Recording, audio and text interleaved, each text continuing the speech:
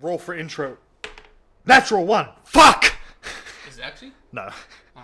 Well, you ruined it. Why did you ask? You should have... Alright, there. You should have stayed in character. Oh.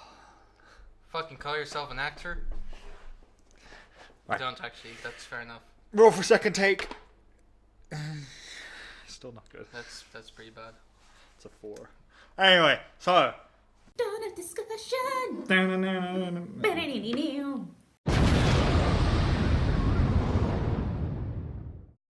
Today's session about character creation in D&D and how to make one.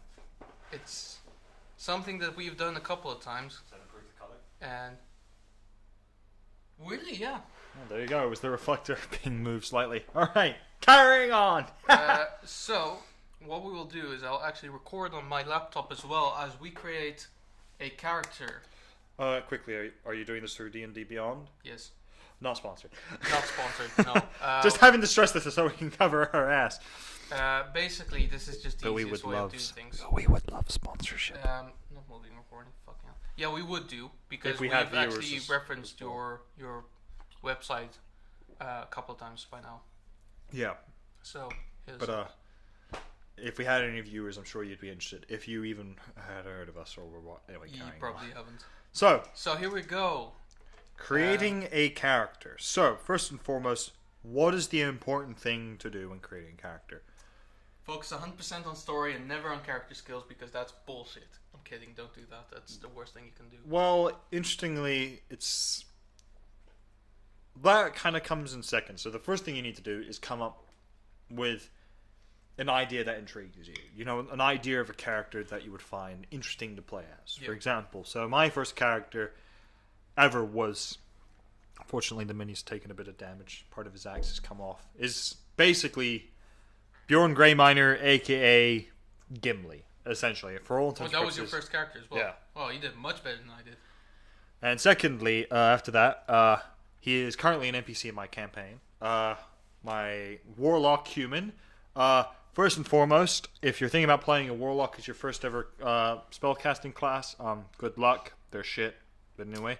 Quite. And my third character, who by far is my favorite, is a half drow, so half dark elf rogue. And the reason she's the most interesting is because she's got the most interesting backstory. And she was the most interesting in concept because her concept went through a lot of changes. So come up with the idea of a character you want to play. Do you want to play some sort of tank with an interesting backstory about how his whole village was wiped out and now he seeks vengeance? Or are you going to play some spellcaster who seeks more power than he possibly should have? Or are you going to play a rogue who is seeking to better themselves and no longer just be the scoundrel but become a hero? Or Yeah, exactly. are you playing the stereotypical paladin where it's like, I am a hero and I will fight for justice and righteousness? Yeah. So for me, for instance, I have this mini mostly. So this I got for a future character that I'm going to be playing called Gregory. I'm using it for the one that I use right now, whose name is Mark, but they're both paladins, so they're pretty interchangeable in that sense. And basically, Greg is for me is going to be an interesting character to play because I've never actually played a character who's like fully good, right? So basically, like Mark is not really good. Nope. And then I have another character who is called Grill, who is Neutral. good, but is kind of playing around a little bit too much. Like he's good, but he's more chaotic He's like good. he is chaotic good. Whereas Greg is more lawful good. So something that Hegel helps. we don't speak of. No, we won't speak of Hegel. So one thing that kind of helps is deciding what your character's alignments are going to be. So for example, Hayden's alignment, he's kind of just a neutral good. He's not lawful or chaotic. He will do what he thinks is necessary. Bjorn is lawful, neutral, lawful, good. He is a lawful guy, but he is occasionally going to do good things, but he usually does what he thinks is in the best interest of himself and his friends. Nara is chaotic good. She will do the right thing, but the way she'll go about it is very insane. Whatever it takes. Whatever it takes. No, but no. She would climb up. She would shrink herself, climb up to Thanos' butthole, and then grow. Did you just full size see? again. Did you see Josh Brolin's response to Yeah. that? Oh man, Oh, what a weird. Okay. what a great guy. Yeah, I love Josh Brolin. But anyway, so deciding an alignment can help. Now, you don't have to stick to the alignments Plus, they can change over They time. can change over time Like easily. your character grows, obviously, so they Yeah. might change alignment. In fact, that is my biggest piece of advice to you. When you're creating a character, remember, you are creating a character you're playing as. And while it's obvious, a lot of people typically, their characters, and I've noticed this a lot playing with a lot of people, their characters don't progress. They don't change. There's no development, which bothers me because D&D for me is like a bit of a TV show. Your characters will change and Yeah. evolve and progress over time to either be more trusting, to be less trusting, to Yeah. be more paranoid, less paranoid, stuff like that. To be fair, in my case, none of my characters really had any chance to grow except for Mark, who is actually like He's slowly... he's sort of changing. He's changing, but there's no sense of growth yet. But there is but change. there will be a point where he has to grow immensely in like a split second, pretty much. Yeah. But that will happen. Which eventually. I'm not gonna. I don't even know when it's gonna happen, but I know. Yeah, I'm not I gonna can talk. feel it. I'm not gonna talk about it anyway now. In any case, let us create a sample character. Yes. I think that's that's pretty much the point where I'll start recording. So when you're creating your character for the first time in the concept, you're obviously immediately going to come. You're going to be drawn to a class and a race. That always happens. You're always drawn to a class and a race And we first actually before you're will- drawn to the Yeah. background. So this is the screen in D&D Beyond that you start on. Basically, you'll have to make an account. If you have a Twitch account, you can use that. And then you go into creations, my characers. Actually, we should probably central as the computer a little bit more so I can see in Oh, as well. yeah, that's a good point. Yeah. Yeah, see, I don't need my iPad. I'll just leave it down there for the moment. Cool. So here we have my characters. They're not particularly interesting. We've got MK2, which is Mark, Greg, Metallicus, Gro Coleman, and Planar. As you can see, I have one slot left. On this website, you can have 6 slots, but you can also delete a character at some point. You're not going to need your characters constantly. No, exactly. And what's great about this tool is that basically everything is very, very straightforward. So there's no having to go into the source book and actually... Ryan, go back down. If you could send me his character sheets, some point that would be helpful. Sure. No questions asked. So up Well, here... just in case if Tammy or Alice watch, we don't want them to know anything. Oh yeah, fair enough. I will blur that. So basically, I've clicked create character, and basically there's 3 ways to go about this. We will go the standard way because Standard. So quick build is basically The they only way give we you know. pre-made stuff. Same with randomize. Yeah. So yeah. also it will be first level, so we're going standard. Yeah. Standard allows you to chase it. My username is never forget Hegel, okay? I know. Just because we don't speak of him doesn't mean that we should forget him. No, we really shouldn't, but we should also never speak of him again. But anyway, So we'll get Actually, back to character name later. NPCs. What are you doing? I have nothing. Why? No. Don't do this. Oh, nothing. Okay, well anyway, character name, you can do that right away, You but it's not can- particularly important right So now. character name, if you've already thought of something great, put it in. If not, you can randomize it, which I don't usually recommend. Seviger, which is great because we don't actually have a race yet, so it's not particularly bound Yeah. to a race. But what I typically would recommend is fantasy name generator as well, actually, because it does help generate names. And here's the thing: don't use the names that they give you. Just take inspiration from them for the way they're pronounced or the way Or they look, do use them. or but- use them but mix yeah. mash with another one. So generate 2 and then put them together, and that can be the first and last name. Yeah.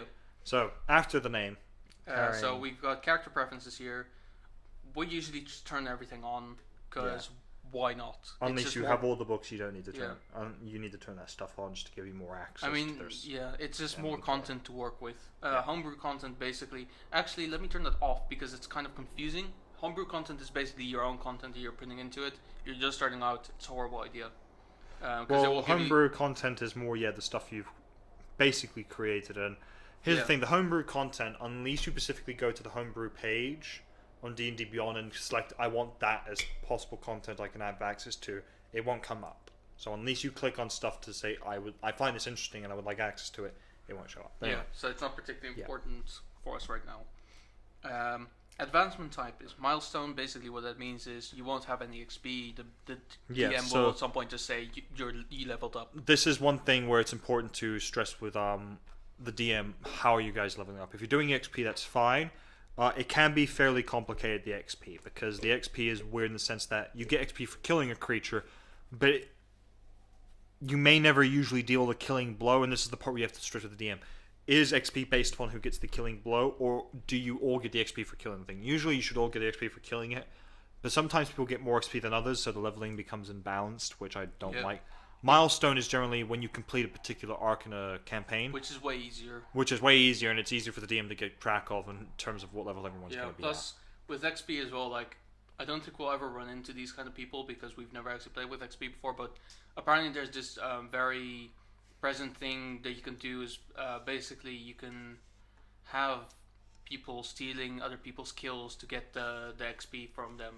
And it's just a very shitty way of playing. I'm Yeah. not saying that you will play with these kind of people. I'm just saying you're opening options up for that. To happen. Also, if you do play like that, good luck staying in that campaign for more than 2 or 3 sessions. Because, let me put it this way, if you're stealing someone's XP and you're doing it to everyone, you're building a lot of enemies very quickly. Oh yeah. Just throwing it out there, and the DM will hate you because if no one's having fun, then what's the point of DMing? Exactly. But anyway, So flying through this, now we've got hit point type. Basically, leave it fixed. leave it fixed, It's yeah. just there's no need to. Unless you're rolling to change your hit points, you don't need. You Yeah. shouldn't have it fixed. The rest is not particularly important. I mean, No. there's encumbrance type, which is basically I don't even know what it is, so no point in going there. Ignore coin weight, you may as well, because Yeah, whatever. because let me put it this way: if people got 10,000 gold coins, that weighs a shit ton of them. That weighs a shit ton, and no one can carry it. So yeah. So just bear that as a. However, I will stress to anyone who's watching this as a DM, you should point out that there's a certain point where people you just say to them, look, you're not going to be able to carry that because it will weigh too much. So if someone found 100,000 gold pieces, just say to them, look, you can't carry all of that because it is 100,000 gold pieces, so it is several hundred pounds.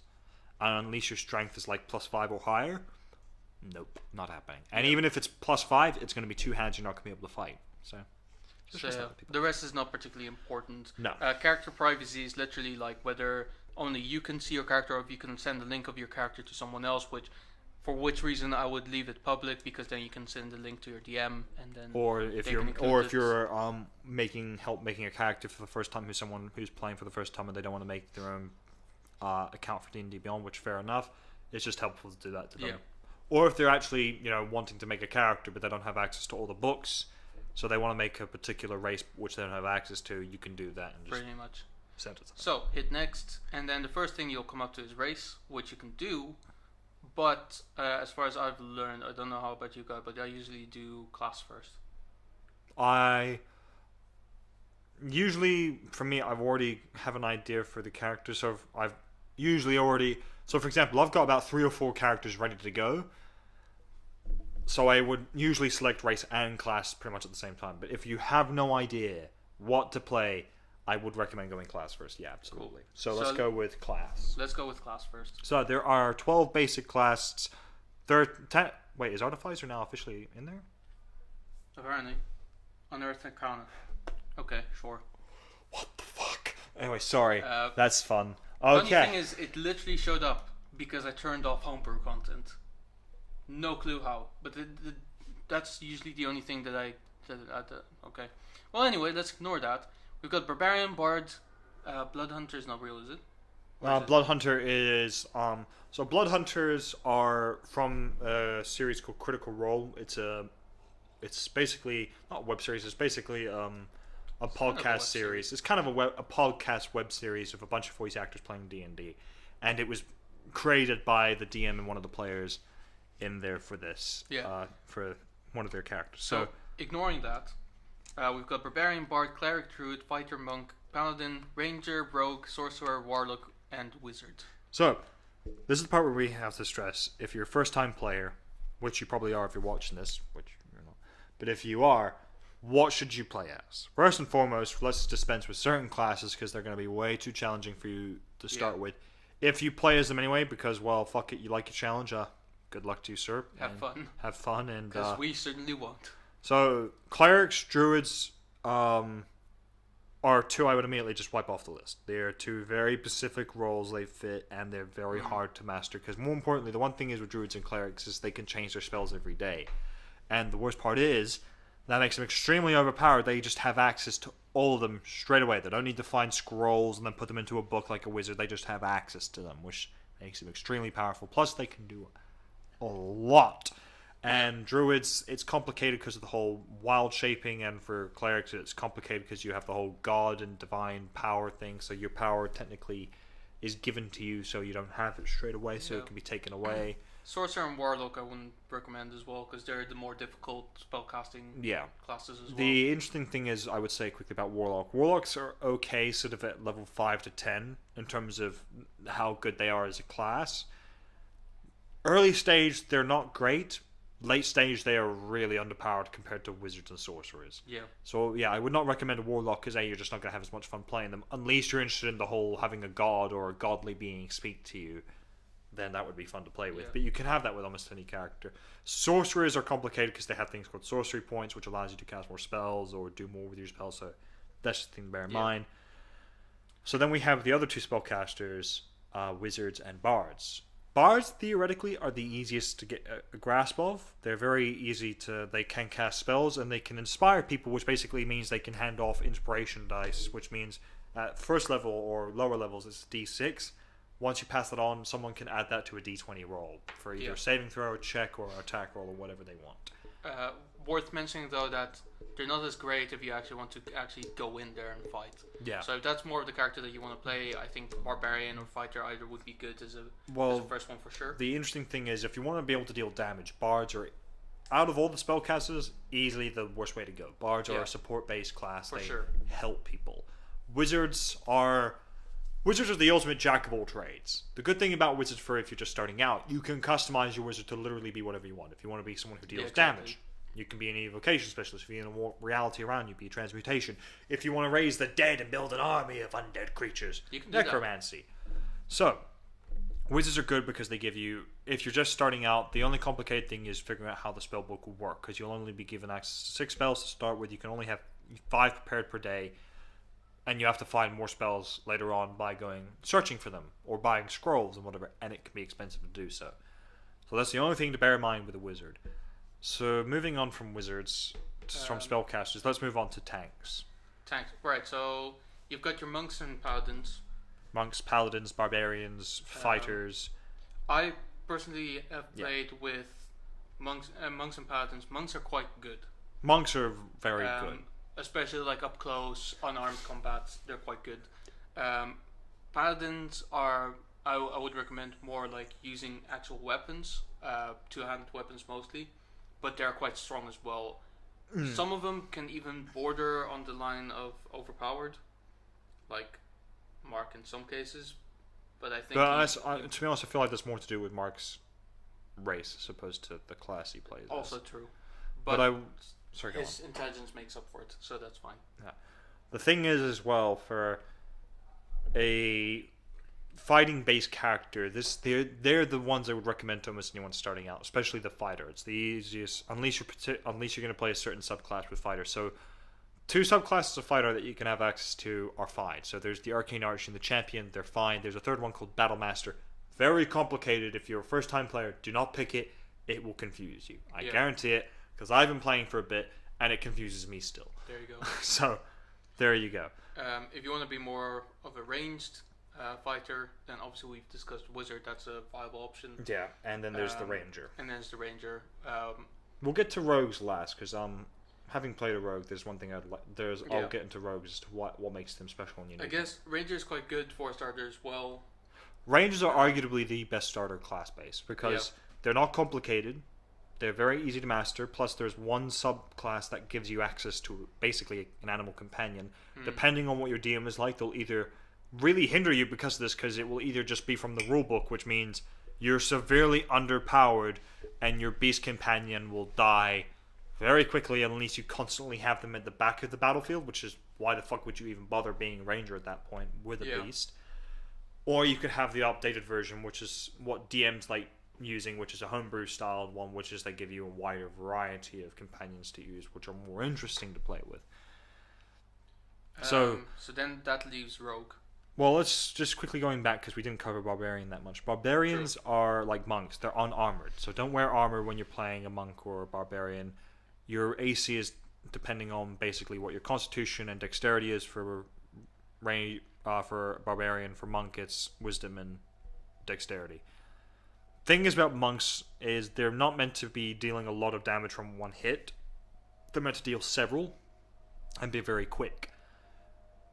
Barbarians are meant to deal shit tons of damage in one strike, and barbarians are the best tanks because there's an ability they have called Raid, which means they take half damage from almost anything, and depending on what subclass you go with, you'll take half damage from literally every type of damage. So now, moving on to Rogue. Rogues are possibly the most fun to play with. Typically, every class can be fun to play with, but rogues are the ones that typically most people have fun playing with because you create basically kind of the either really moody, edgy kind of character who's like Batman, or the really fun trickster-like character who plays pranks on everyone. So, for example, my character, she's a bit of both. She can be quite broody and moody, but she also is occasionally quite charismatic and a lot of fun. She likes playing pranks on certain people, and she likes joking around and likes giving off one-liners. So that's the thing to bear in mind with a rogue. So the one thing rogues have to be good at is stealth. It's their bread and butter. Everyone else can be okay at it. Rogues are the best at it. And the way I've described it is rangers make their homes in nature. A city is a rogue's plaything. Yep. Rogues are typically very stealthy, very charismatic, and very smart, which means they're very well rounded, so rogues can really help to play with when you're starting out. So what class should we pick? For the purposes of this, I'm just going to go Barbarian, because I haven't actually seen any of this before. So basically, when you click these in this software, this is great. It will basically give you all the information you need for it as well, telling you exactly what the proficiencies are, what you should kind of go towards, all kinds of particularly good skills that you can have. So I will add class. Don't worry too much about the add class thing. It is possible to go multi-class on this software, but we haven't actually done that ever before, and there's no point in going into that as well. Well, I think the thing is, for example, so my rogue character is multi-class currently with a monk, and the thing is, I would say about multi-classing is don't do it until you've had some experience with one character, because multi-classing will change quite a few things in how you play the character. So that's just the thing to bear in mind. So we're going to make a level 1 character because it's easier. And so before we select proficiencies, we should also think about race and background, because depending on what backgrounds you pick, that will decide what proficiencies you may already have. Same with sometimes race. Some races are already proficient with certain things. So basically with races, as you can see, there's a couple of them here already. A lot of them are content from Critical Role, stuff like that, from the handbook as well, which I have. If you just have an account on this website, you won't have a handbook. You will have to buy it separately, which is about $25 if I haven't mistaken. Yeah. So basically, one of the easiest ones to go with is human. It says that there's variants, but the differencing between the two humans is the first humans one gives you +1 to all stats, which is what makes it so simple. Very good and very simple. The other one gives you only 2, but you can choose, so +1 to 2 stats. But you can pick a feat, but we won't go into feats right now because you're just starting out. And so it won't be particularly important. But so the other thing is to bear in mind is this is the part where you start thinking about, okay, you've got your class, now think about who's your character. So if you're going with a stereotypical barbarian who's not very smart, likes fighting a lot, Goliath is your best bet, or half orc, or there's another one I can't. So half orc, Goliath, go up a bit more, or Dragonborn. Yeah, dwarves even. Dwarves, Dragonborn, Goliaths, and half orcs. They're the most obvious choices typically because, well, they're usually the biggest, buffest kinds of ones that are usually the frontline kind of soldiers. So elves aren't. You can play an elf barbarian. There's nothing wrong with it, and you can always invest stats into certain areas. But it's one of those things where it is a weird thing to see. And maybe that's part of your character. Maybe it's weird that you're a barbarian. And who knows, maybe your roles may surprise people. Yeah. May. But we'll get into what decides your stats in a second after we've selected the background and the... Honestly, with a lot of these races, there's so many various ones. I feel like if you know anything about basic fantasy, you may recognize some of these. Some of these you won't, but the best thing to kind of go about is to click on all of them and kind of read into them, Read see into what them, they see do. what they're capable Like for of. instance, you've got the Changeling as well, which is essentially a shapeshifter. Which is just basically the best rogue kind of Yeah. character you can go with. Keeping things simple, I'll just go with a basic human Yeah. because I'm boring. But again, if you click it, it will give you all So- the information about. One thing to bear in mind for when you're creating a character for the first time ever, think about who is the best kind of adventuring character to make. So first and foremost, elves. You can play an adventuring elf. Elves don't adventure that much. They're very closed off. They like living in their cities. They don't like venturing out into the open world except to trade. Elves don't make great adventurers. Dwarfs are very similar. They're very closed off, narrow-minded. They don't like leaving their minds in their cities. Meaning dwarfs typically aren't the greatest adventurers, even though I am playing as one. There are some races which unanimously are the best adventuring races. So first and foremost, going back. Yep. Start from the top. Now we're here. Sorry. You have. That's very, very Australian. Now we're here. Yeah. Yeah. All right. Half elves are the best, and big reasons to why half elves and half orcs are basically in the same boat as to why they're very good. First and Because foremost, they're not wanted at home. yeah, they're not wanted by the humans. They're also not wanted by their home races, being orcs and elves, Because they're or pure. they're impure. Essentially, it's a racism thing. You're the best adventuring type because, well, no one accepts you. If you're a half elf, if you go to the elven society, you're looked at as the human half. Oh, you're dirty, you're scruffy, you're like the humans. You're uneducated, you're uncultured. You go back to the humans. Oh, you're posh, you're snotty, Yeah. you're a brat. Basically, So that's the thing. Think the orc cop in Bright. Yeah, You essentially. didn't think I would ever reference that film, did you? So that's the thing to bear in mind. Half elves and half orcs probably make the two best adventuring races because they're just so unwanted by everyone. Yeah. Humans because humans have one thing every race typically doesn't have: ambition and drive. Humans will drive to be the best at whatever they can be, which means they're typically the best adventuring race because, well, they'll literally go wherever they can to get better at what they do. Except for dwarves, which is a greed thing, but Yeah. whatever. Tieflings are also very good because of their infernal nature. They look like devils, and people are afraid of that kind of shit. It typically means you're an outcast, which means Yep. you're ending up more likely to end up with a bunch of misfits. And let's be honest, every group of adventuring parties are made up of misfits. So over half elves, half orcs, humans, tieflings, occasionally halflings.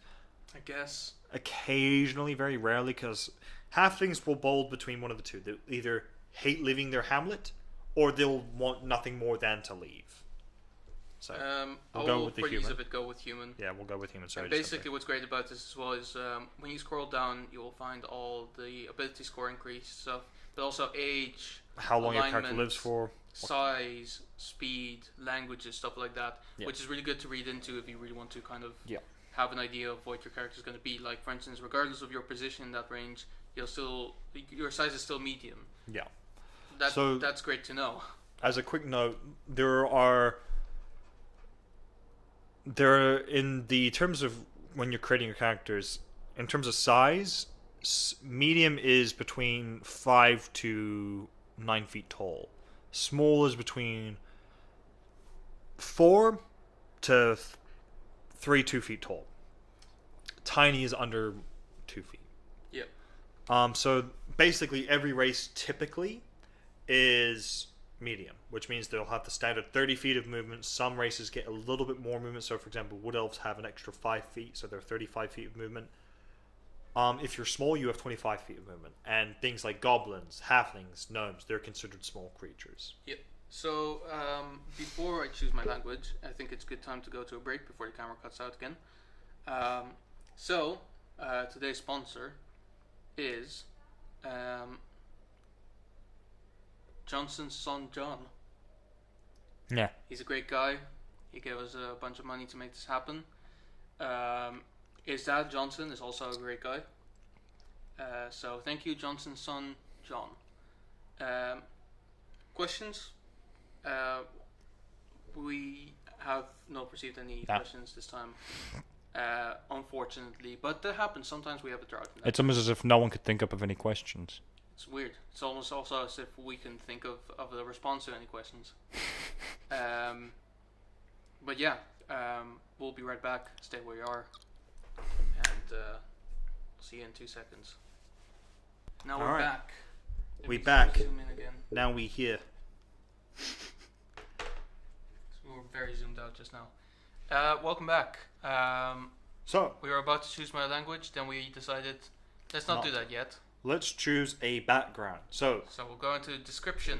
the background is probably where you're going to get the most help in Gonna randomize deciding. again. My name is now Goldie Bladeshine. All right, Goldie Blaneshine. All right, so choosing a background is Stupid possibly going to help most with finding out what kind of backstory your character's going to have and what your character's going to be like. So, Cat squirrel. Damn it. Okay. Well, this is how it is. so we'll start with the top. Now we here. Sorry, This will never end. no, it will not. Okay, so first and foremost, you have the Acolyte. So the Acolyte, Yes. we won't go through all of them, but we'll basically go through a few of them and tell you what they are. Like, Acolyte is good if you want to go with a religious angle. You know, you're literally the Acolyte of a religion. You know, and Yeah. you can decide what religion you serve and what deity you serve, which is always good. You'll have access to this in your player handbook. There's a charlatan. Charlatan, which is basically just a con artist. Criminal Spy, pretty Everyone's self-explanatory. Entertainer, you're basically an entertainer. Folk hero. Folk hero, you're basically someone who's already been a bit of a hero. Maybe you've done something like, you know, you saved your the farmland from a flood, and you know the whole town kind of views you as a or small you town got a hero. cat out of a tree. Or yeah, Doesn't have to be complicated. a gladiator is not what it sounds like. It's actually basically someone who puts on a show of a fight. So you're not actually meant to be good at fighting as a gladiator. You're just meant to be very good at making it seem like you're very good at fighting. Let's see. Guild artisan / guild merchant. Basically you're part of a business and you're basically trying to make money for that business. Haunted one. It's a Um, fun one. Basically the haunted one, which is probably one of the most interesting ones. Basically, undescribable force is after you, and you may either know why or you don't know why. And here's the thing: that unstoppable. Fuck, helicopter. Man, it's gonna ruin things. All right, but yeah, all right. Unfortunately, I live near a helicopter airport. Anyway, so basically, that haunted one will basically it can be also like someone who's not a godly being. Just saying. You went with haunted one for Mark, didn't you? Yeah, Mark is a haunted one. Good to know. Which is an interesting one to go for with Paladin, but it kind of makes sense when you think about It it. can make sense. I think that's the thing. The haunted one also, like, I don't limit Haunted it. by deities. I also don't limit it the haunted one to being beings. It could be their own mind, for example. True. So I had an idea for a paladin who died and has now come back to life. That is Mark. My one is different in the sense that she was brought back to life by an actual deity to serve Yeah, a okay, purpose. fair enough. So, and that deity being the Raven Queen, which I know Tammy will love. But anyway, after Yeah. that, the hermit, basically, you're a hermit. And here's the interesting thing about hermits. You don't have to live alone. You can live in a hermit, colony of people who don't live part of the world, basically part of nature. True. Then we have the Knigget. The knight. You're basically a knight, yep, a noble, and then after that is noble, and yeah, once again, noble. Yeah. Outlander, basically, you're someone who lives as part of a tribe in the Outlands. So basically, think Conan from Conan. Yeah, that makes sense. You have what after that? Pirate. Pirate.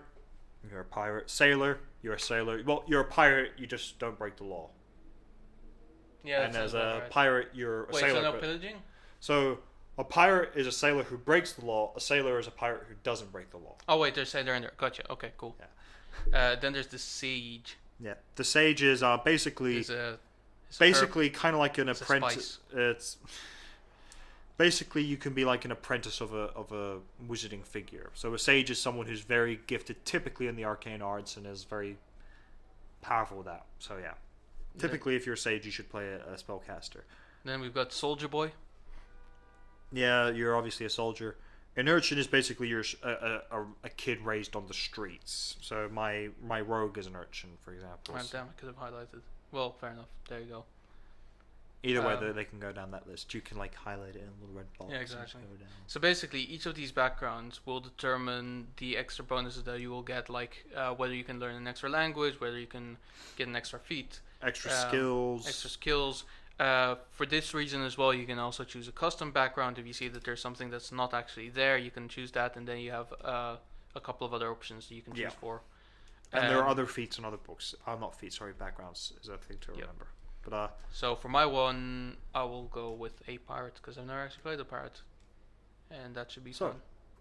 So it gives you a whole backstory of like what your story could be, what what pirates are like in the current law of the world of Dungeons and Dragons, what's kind of expected of you, how society thinks of you, and it.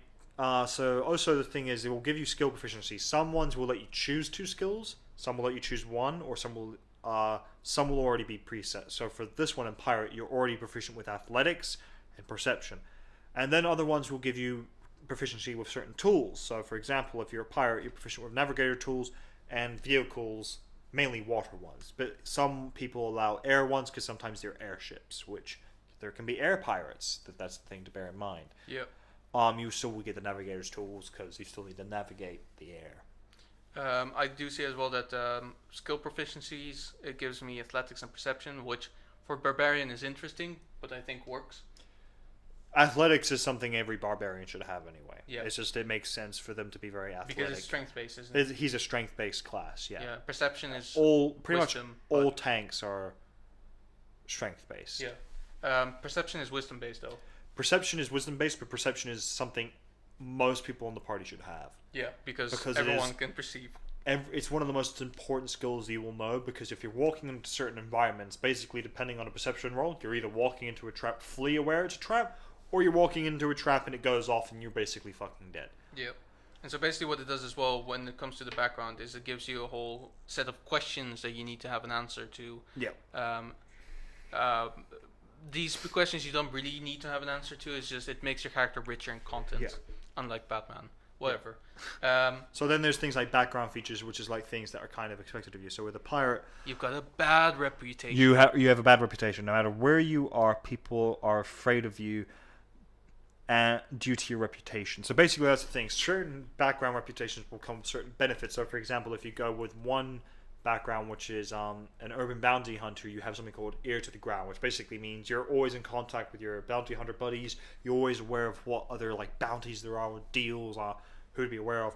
Criminals and spies, you'll have like a network of underground contacts you can go through, basically figuring out ways of smuggling or being smuggled into places. With urchins, you'll often have a in-depth understanding of how the sewers work, basically where to find food for free, stuff like that. Each background will come with its own specific skill that only one class will have. Yeah. And for instance, with the bad reputation as well, it's saying all kinds of things about how your reputation is and how people kind of fear you, and with minor offenses you can kind of get away, but it doesn't necessarily have to affect your alignment because it can kind of play into how you're dealing with that reputation. Do you go fully forward and become either neutral or evil and actually revel in the enjoyment of what that reputation brings Yeah. you, or do you go good and try to clear your name in some way? So, for example, one thing the DMI play with always says, and it's really actually quite a smart thing, and it's something I recommend to most DMs, as I'm now using as well. Sorry, Tammy to say this, but someone can say my character's alignment is this. I will go, great. It's not. What do you mean it's not? Well, your actions have not proved. You can say I'm chaotic good. You just randomly point a gun and kill that one person there who's never done anything to you. I say, no, you're chaotic evil. You've just randomly killed an innocent person as far as you're concerned. But they could be evil. No, that's not how being good works. You don't just randomly kill people because you think they could be evil. Mark is basically chaotic neutral at this point. He is chaotic neutral. He started off chaotic good, but he strayed away from it quite quickly. Well, the thing is, I've given you an access point where you can go either way. You're Yeah. chaotic neutral, but you could go one of two because paths. basically like his intentions are good. I mean, he hasn't got does the greatest care- execution. He does care about the children. That's why he wants a child army so they can stand up for themselves and defend themselves, because the adults clearly count. Exactly. So the one So thing he's not that bad of a person. I, Fuck as you, a- Tammy. I, as a DM, would say to any player, you can say your alignment is this, but there's that old phrase, actions speak louder than It's words. So Tammy's character in my campaign is chaotic neutral. So far, yeah, she is fairly neutral and fairly chaotic, but often enough, here's the thing as well, most adventurers, while being either neutral or will often lean towards good, because they'll end up doing good things. Even begrudgingly so, they still do good things. Yeah. So that's the thing to bear in mind. It's like Infamous on the PlayStation. It's basically all the actions that you do will be either evil or good, and if you do an equal amount of them, you'll kind of stay in the middle. if you do mostly good, you'll be perceived as good. If you do mostly evil, you'll be perceived as evil. That's kind of how it generally goes, except that the world doesn't change that much with you. So under the background feature, the suggested characteristics, you don't really have to do this, but again, it makes your character richer. I always do this, but I usually kind of roll to see if I'm happy with what comes out. So you can actually roll for these to kind of see what comes out. Obviously, you can make some up for yourself. Yeah, you can make some up for yourself. So that's the thing. The thing is with all this sort of stuff, because it is purely, completely customizable, take everything in here with a grain of salt. You don't have to go with every single one of these options. You can create them. So, for example, like I said, for my rogue, she has taken inspiration from some of these, my creation for her, that is. But she is also got her own set of, like, bonds, flaws, personality traits, so on. Yeah, so for instance... Also, what I will say is, if you pick any of these, stick to them, because there's no point in taking these otherwise. So, for instance, if it says, I stretch the truth for the sake of a good story, I actually like that, I will take that. So now I have decided that my character will sometimes lie in favor of telling a good story that makes him look good, kind of to gloss over the truth. And then... So, as a quick note, for personality traits, you can choose up to 2. Yeah. You can, well, no, it says choose 2. You can have all of them if you want. Yeah. Even though some might contradict each other. I mean, the first one is kind of boring. So... My friends know they can rely on me. I like the second one, actually. I work hard so that I can play hard when the work is done. I like that because in combination with the previous one, I can actually say, I work hard, but do I really? Yeah, exactly. I could just say that I work hard because... I'm actually kind of lazy, and as far as I can tell, as far as I care, I've worked hard enough. Yeah, exactly. And the thing is as well, also remember what kind of classes you're playing as. So there's barbarians, which are actually kind of like that, interestingly. So next up, we're going to go with... there's ideals, bonds, and flaws as well. They're not particularly important. Ideals are basically kind of like, what do you stand for? You know, do you stand for justice? So basically the ideal... to your alignment. Ideals will help decide what your alignment are. Bonds are basically the bonds you forge with people. So bonds are basically what you already have previously connecting you to something. That's the thing to bear in mind. So for example, my Thursday character, my rogue, I'll call her Nara now because that's her name. Excuse me. Her bonds are very customized. There aren't. So she's an urchin, but none of the bonds I've given her are actually in the bond list. I will go with this one. Sorry. Nice. I'll go with Ruthless Pirate Mirrored My Captain and Crewmates because it's so fucking classic. Yeah. Flaws is very important because, if you don't have them, what are you doing? Your character has to have flaws, otherwise they're not interesting. And I will probably choose... is there one where basically your need for lust for gold will get in the way? Drinking. Always a classic for pirates. I haven't actually chosen an ideal yet. I will go for... I've just realised what I'm going to do one day now. I realised pirate is an actual... I'm going to make Captain Jack Sparrow. Nice. I'm actually making this from a thing that I did way before I actually played D&D, but I actually make him a proper character now. Freedom. Freedom is a good ideal. Yeah. Make him an anarchistic... That's fun.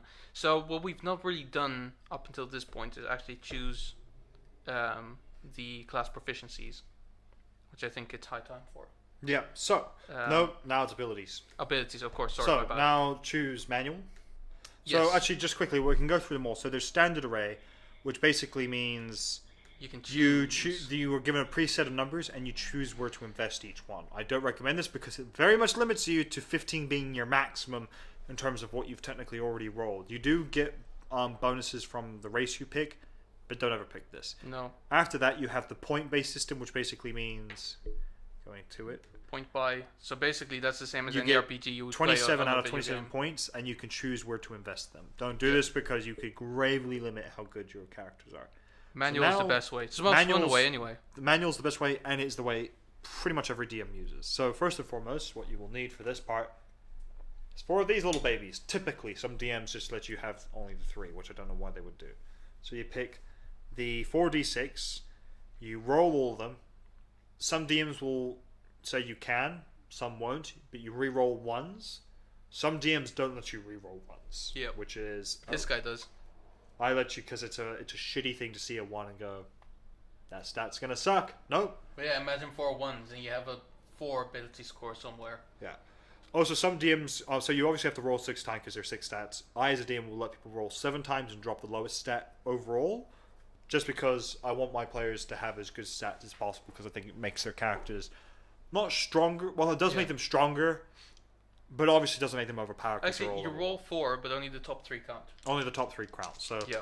we'll write them down as we go. So he's we'll gonna roll for me. Or do you want to roll? You know what? No, you roll and I'll write them down. Okay, fine. Okay, so 'Cause- we've got a 5, 2 3s, and a Well, 1. roll. Okay, Re-roll it, sorry. Re-roll, whatever. Whatever, man. So, here we go. Kind of smushed here.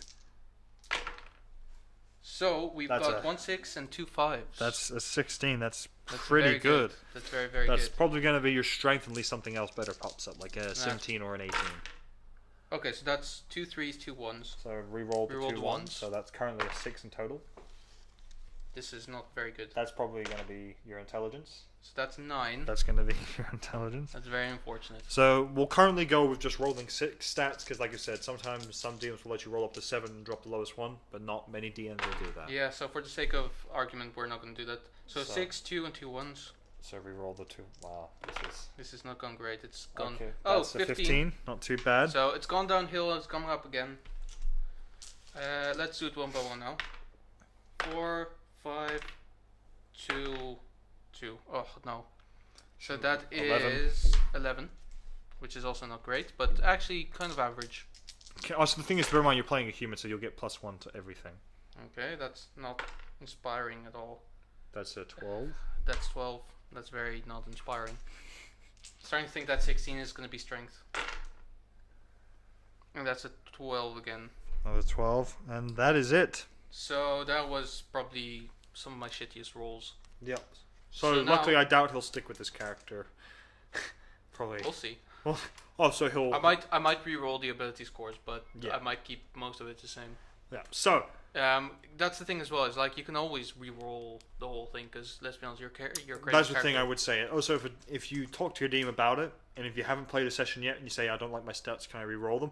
If your DM says yes, you can re-roll them all. Because Yeah. if you don't choose re-roll just a 1. yeah. Or as a DM, I would say you can choose either re-roll all or just re-roll the 1.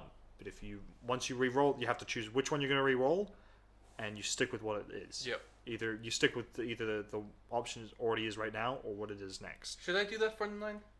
Yeah, so we'll do a Let's just we'll that do for a the 7th one anyway, just Yeah. because I know we said we wouldn't, but fuck it. 5, Ooh, better, 4, better. 1, Reroll. 3. So that's a 12.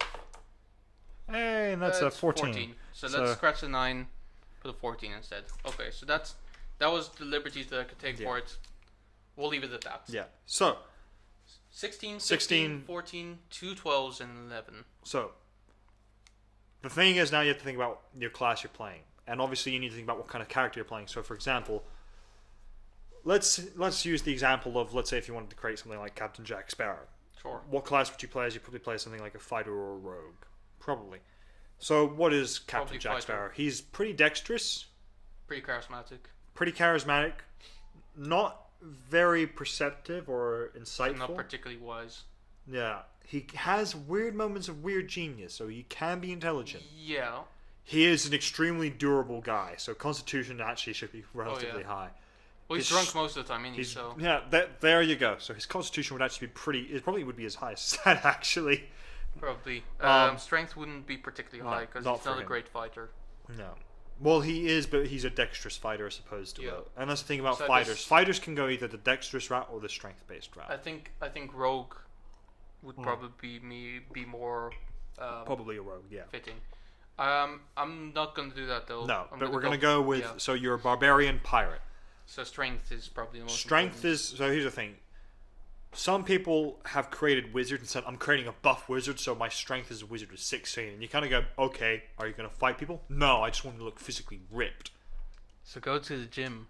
But Yeah, you can just have your character be physically ripped and still weak as a kitten. It doesn't really matter. That's You can totally describe possible. the physicality of your character. It doesn't matter, Yeah.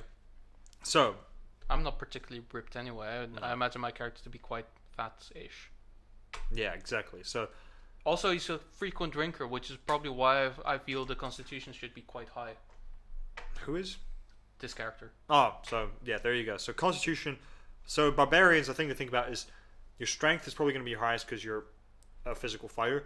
The next two that should probably be high is Constitution and probably Dexterity because I'll probably do Constitution first. We'll probably do Constitution. We can save the 14 for something else. And then 14 for Dexterity. Maybe think about something else. So we'll just wait on that because the Constitution obviously not just decides your hit points as a fighter. It will decide your armor class because your Dexterity and your Constitution decide that. So we can. So what? It's +3. So currently your AC would be 13. You can make it if you put the 14 there. What would be +2? So it would be 15. But if you put something else there, it'd just be 14. So if you put one of the 11s or the 12, the reason I say you should probably think about using the 14 somewhere else is you need to think: is he going to be intelligent, wise, or charismatic? If he's not going to be any of those things, then it doesn't matter. But if you decide, Probably. my character is going to be good at lying, then you should probably invest in charisma. Charismatic. Well, he's not particularly great at lying now. I think about it. What, is he perceptive? He's more perceptive, I'd say. So Wisdom probably. probably wisdom. So 14 in the wisdom, which will keep Okay. it as, and then probably put a 12 in dexterity. Cool. Because- 12 in Dexterity and Intelligence, and then 9 in Charisma. So he's quite a 9, yeah. 11.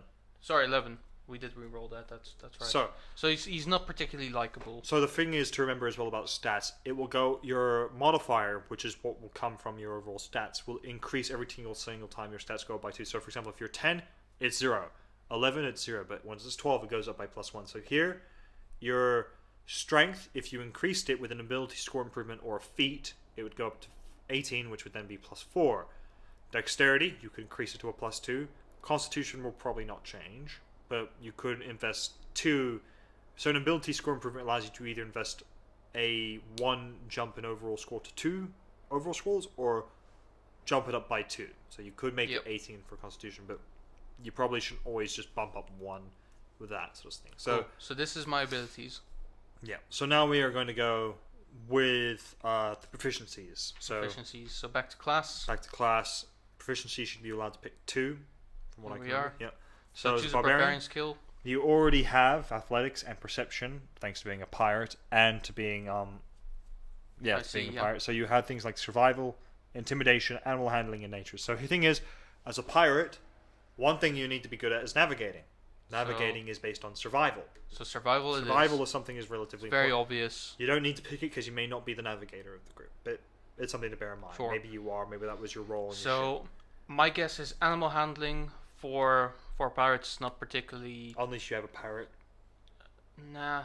I mean that's a bit too much of a cliche. So That's no. true. So pirates, the one thing it did say, as part of the background. Now, bear in mind, choose whichever stat you want to increase depending on your character. You can Yeah. go with the stereotypes, but they're there for a reason. It's to help guide you, but you don't have to go with them. It did specify people are afraid of you when you walk in. Yeah. So intimidation is one logical choice. Pretty But logical. You don't but- have to necessarily go No, up to, and I you feel don't like have this to. is kind of a pirate who's like he's kind of aware of like how people are scared of him, and he'd rather kind of like write it Scare. out rather than actually push the idea. Yeah.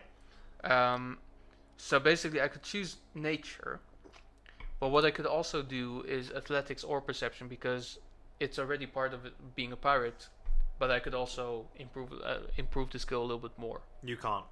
You can't. No. Okay, Unless you have fuck something. it, nature then. So the thing is, Nature it is. I'll talk about it now. There's a thing called expertise, which basically then doubles your proficiency. So you can, some feats allow you to do this, some classes allow you to do this. So there are only 2 classes that automatically allow you to have expertise. One is bards, and you only get that up to a certain level. One is rogue, and it allows you to pick 2 expertises at level 1, and then again I think at level 6. Right. This is fucking good because that means rogues have a total of 4 expertises, which is more Within than the any other first 6 class. levels. So, for example, Nara has expertise in stealth and in sleight of hand, so she is incredibly stealthy and incredibly light-handed, so she can steal pretty much anything she wants. She's also got expertise in persuasion and deception, which means she can talk her way through anything and lie about anything, pretty much. Not all the time, but that's one thing to bear in mind. Cool. So that's done. So we're done with the classes. I still have one language that I could learn.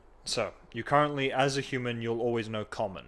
That's the thing. So Common some is races. basically what literally everyone Common speaks. is English. One thing to remember is, you can do homebrew languages. So like maybe there's a certain region that speaks a particular language. If you're from that region, you'd automatically know it. So it'd be like common and then your second language. Then you can pick something else as part of languages because well, it's kind of your common, but you would know common anyway. Yeah. So for a pirate, I think it would make sense to kind of think about what kind of region would I be around most? What kind of races would I deal with the most? Yeah. If I would deal with a particular race a lot, it would only make sense to actually learn their language. So there's a thing as well in D&D called exotic languages, which means these languages are very rare and are spoken by very few people. And the ones that do speak it are typically very important. So things like Abyssal, that's the language of the demon race. That is very rare, and it's a very important language to know. Celestial, the language of the gods. It's basically Latin, so very religious folk will know this language. Yeah. Deep speech is a language spoken by a race called Beholders. So it's a very exotic language, considering Beholders Yeah. aren't even from the material plane. Draconic, you can know this if you're in contact with a lot of Dragonborn, but it is seen as like the first arcane language because dragons are arcane creatures, so it's very important. Yeah. So basically, when you choose one of these, think about what language you could realistically know. Yeah. So for example, who is the Dwarfish- captain of the ship? Or Yeah. Basically, dwarfish. When you're talking about pirates, that's very, very likely. Dwarvish? Yeah, possibly.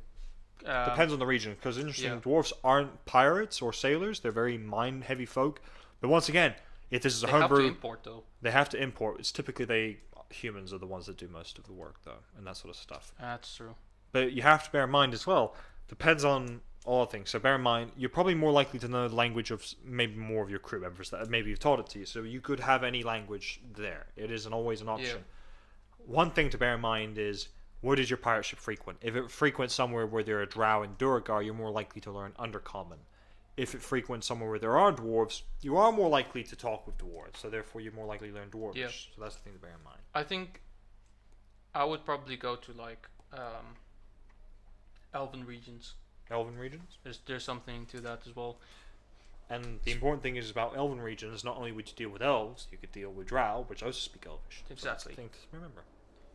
So it's a very, very versatile language. Yeah. So that's that done. We've done race, class abilities, description. It's pretty much there. Maybe I could change my name But to what it's supposed to be, which is Erenor. That's what the name was once. So now we You do could choose a picture. I mean, a picture, sure. none of these fit. That's the but thing as well. For now, I'll just take this one. A 'cause I piece of think it's advice the I'd only- recommend to a lot of people is when you're creating your characters, often enough look up fan art online on Google or this particular app / website. Let me just find the name of it. Pinterest. So the reason that's very good is there's a lot of art on there, and it's just really helpful to have access to because, well, it gives you, sorry, what's the word I'm looking for? God fucking damn it. Inspiration into what your character will, and you can often use it as an example, like just showing people like, hi, this is what my character looks like, and they can picture your character a lot better in their head. Exactly. And maybe that changes the way your characters interact with you. Maybe some of them are actually attracted, and you go, wow, I'm gonna hit on that fucking person. Yep. So that's just a I great mean, thing. this isn't actually Aranor. I just think the picture looks jolly. He kind of reminds me of the bad guy from the Lemony Snicket thing. Yep. Anyway, so next up is equipment. Equipment. So you usually will always pick up the starting equipment unless you're told to pick gold instead. So we'll choose equipment. So, as a barbarian, you'll often have stuff. The class is what will decide what you'll start off with. So you'll either get a great axe or another different martial melee weapon, which is things like great swords, great warhammers, so on. You can then pick something like two hand axes, which are throwing based weapons, or another simple styled weapon, which could be like a crossbow or a short sword or a rapier, which could make sense if you're a pirate. But Cool. So for the sake of making a point, I'll go with a great axe, because that's what most barbarians will have anyway. and then I will probably go with a simple weapon. Fair enough. Yep. And I will go with a boomerang. Remember good old boomerang throwing Jack. It's Captain Boomerang. Why not? So basically, now I've got an explorer's pack and 4 javelins because that's part of the barbarian starting equipment. Yeah. So And then there's a pirate starting equipment. then the pirate starting equipment will decide how much gold you have. I've got a belaying pin, whatever that gets you, whatever that means. That's probably like just some sort of pin with the pirate insignia or logo on it. Let's see, I've got a rabbit foot or a small stone with a hole in the center or a trinket. So Small stone with a hole in the center is what? so fucking random. A wheel? Maybe it's like a thing. It's probably some sort of pirate-based thing, but I can't honestly think of it. I can't actually choose a trinket. Slate trinket, yeah. I think that's because you'd have to actually input what the trinket would be. Which you would do I'll manually. go with A rabbit foot. whoops, a small stone with a hole in the center because I'm intrigued. A set of common clothes and a pouch containing 10 gold pieces. Alright, so Um, add that. And then here you go to inventory, and then basically you equipped all that stuff, so you have it Yep. there, and it So, will show you what the wield stats. the boomerang and the great axe. I've never and actually seen what a javelins. boomerang stats are. We'll go into that in a bit. Yeah. So That's once this all is I could- done, you go to the final part of it, which is This. that, and that will basically bring you back to your I've maximized the screen at page. this point. and it This will is show you me. what you'll have. It will give you your AC, your initiative bonus, what your hit points are. What does a boomerang do? Let me see. It does 1d4. Oh, It's that's, not particularly that's great. disappointing. And it's a dexterity-based weapon. Yeah, I should have thought about that. But since I've not actually used this character, I can. Well, the always thing use is, that. problem is all simple weapons are dexterity-based Oh. weapons. So a great axe would have been as well. Sorry, a hand axe would have been as well. Yeah, I think Yeah, so. so it doesn't really matter. But yeah, Or are they? I think some simple weapons can double as strength and dexterity. yeah, it's probably like- fine. Short swords, I think, as well. Anyway, Short's fine. So basically, this is now my character sheet. I can use it in the website and application, or I could export it by hitting the arrow next to my name and just export sheet. which will then give you an actual, more classical view of what the sheets typically look Yeah. like when you do it by hand In PDF format. in PDF format. Which is great if you're playing somewhere where there's no internet, but you still want to use the comfort of your computer or your phone. Even though for me it's been problematic, but that's probably more my phone than anything else. So yeah, up here you can see all the modifiers first of because we selected that way of the ability scores, proficiency bonus, how far you can walk. 30 feet is about 6 squares. Yeah, 30 feet, 6 squares. Armor yeah. class is 14, but Obviously, that will improve over time Yeah. as you level up and you get more loot and gear and things like that. So, then we've got our actions that we can undertake, equipment, features and traits. It's actually really straightforward to find all of this. Your spells would be here as well in one of these if tabs. you were a spell-based Yep. class, or if you had a class that was like a paladin, which gives you access to spells. Yep. And then you've got all of your skills here, which modifier they need, whether you're proficient in it, which will be indicated with a little black dot next to it, and then it will tell you what your bonus is on top of your D20 roll. Now, as a note here, one of the good things about that he's got currently that is considerably just good for basically really any player is really a good positive to see is basically everywhere you look on the skill thing is there is a modifier to be added. Yep. It's one of the really annoying things where basically, for example, so my rogue has a modifier of 0, which means her athletics is 0 because she's not meant to be athletic, she's meant to be very dexterous and quick. So that's just the thing to bear in mind. However, I'm pretty sure with Grill it's the same thing where like athletics or acrobatics, either of the two is just 0. yeah. So the thing, I think probably athletics because they're a wizard and therefore Yeah. why bother being with athletics? Because dexterity It's not particularly strong. Dexterity helps with AC. So, for example, wizards who don't wear armor, it's kind of important to somewhat invest in dexterity because that will decide how hard you are to hit. Yeah. And basically, the harder you are to hit, the better. So other points of interest is top left here, which is your saving throws. You'll notice it's basically the same as your modifiers plus the proficiency for the Yeah. So, it's, things that you do have proficiency to. If I had particular immunities or resistances or anything, it would be mentioned here as well. Mine Aranor is not particularly resistant to anything. But for instance, Mark is immune to diseases. Yeah. So I think that's a paladin. also he's Trait. resistant to poison. Yeah. So it would say advantage on On poison, saving throws saving against throws. poison, and it would do that sort of stuff. So, other thing to bear in mind is certain skills, unless you actually have them invested, you can't use them. So, for example, Arcana, Nature, basically all the intelligence-based skills, unless you actually have invested in them, you can't use them. So if Yep. a DM, if you ask a question like, oh, how much would I know about dragons? The DM will ask you make an Arcana check. If you go, I don't have Arcana, they go, never mind then, because you wouldn't know that sort of thing unless you're interested. Same with religion, nature. There's a third one. Survival.